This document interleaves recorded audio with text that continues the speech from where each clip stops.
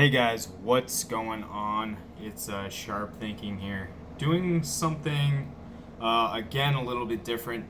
So we have one affordable knife in the house today and one smaller, more gentleman sort of knife. The knives I tend to lean towards are a little bit larger and beefier knives. Now, this knife, actually, I got thinking, I mean, honestly, it was kind of an impulse buy. I saw S90V. I know how well S90V does with a production heat treat. So I said, okay, fuck it, I'm gonna buy it. Didn't know anything about the knife.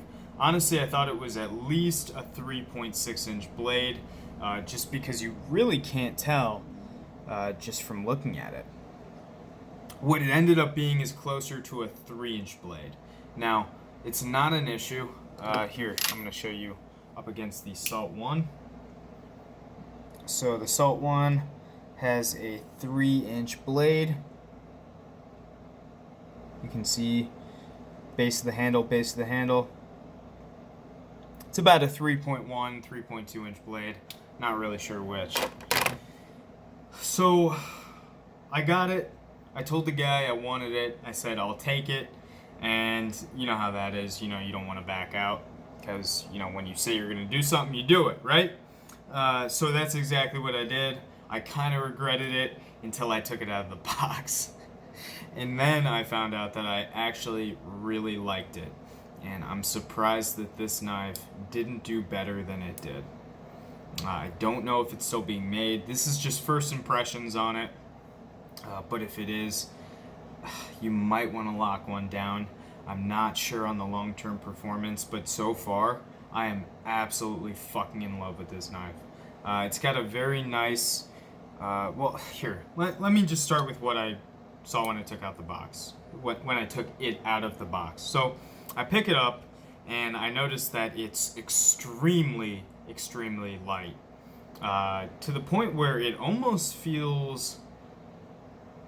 These are aluminum handles. I almost thought it was FRN or like G10, but from the feeling, it's actually smoother than my phone screen. So there is no way. Actually, it almost feels like a Glock slide, like a brand new Glock. Maybe a little bit rougher, but yeah. So I pick it up immediately. I noticed how light it was. Looked at it, centering, dead on, blade stock, super thin. Already I'm a fan, especially because it is such a small knife. Now, we already know blade stock thickness is not indicative of cutting performance. We know that. But this one happens to actually be ground extremely thin, on top of having thin blade stock. So we're getting the advantages of thin blade stock as well as thin geometry. What's next? So, I'm kind of getting a feel for the knife. Super solid lockup in terms of side to side. Up and down, it does have a tiny bit of play.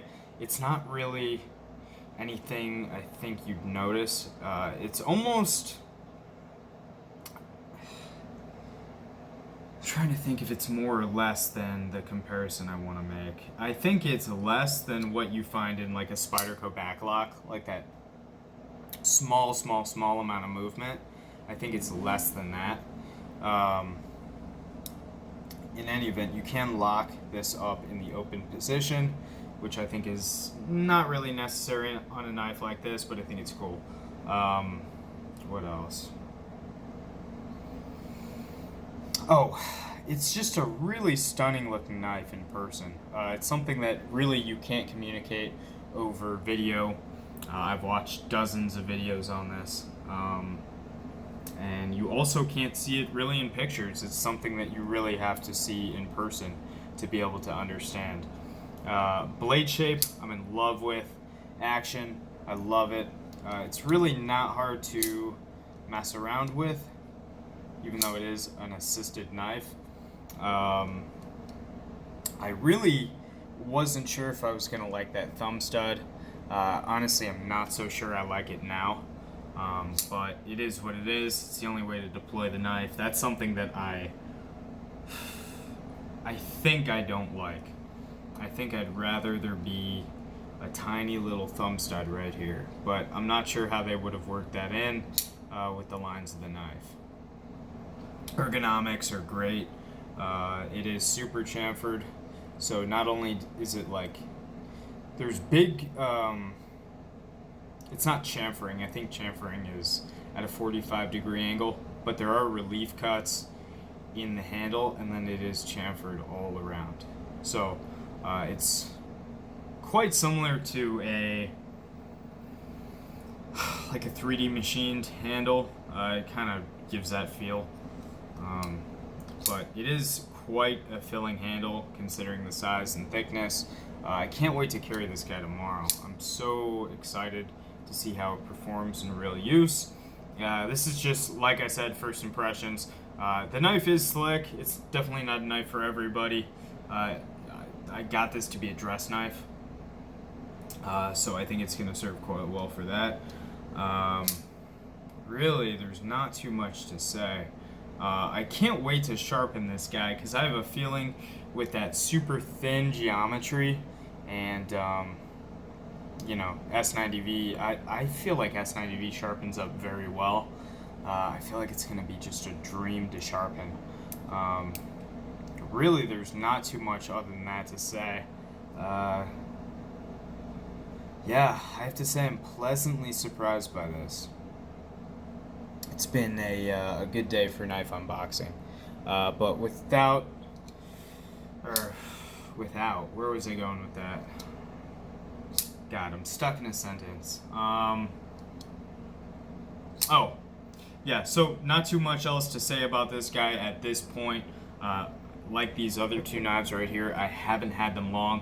Take this video with a grain of salt because it is a first impressions video. That's all it is. That's all it's meant to be. It's not meant to be a review.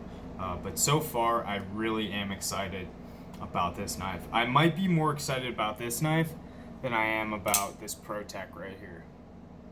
Don't know. I think I am though. So stay tuned for more videos on this guy. I'm gonna see if I can do a cut test with it. But yeah, keep you guys in the loop. Thanks for watching. Bye.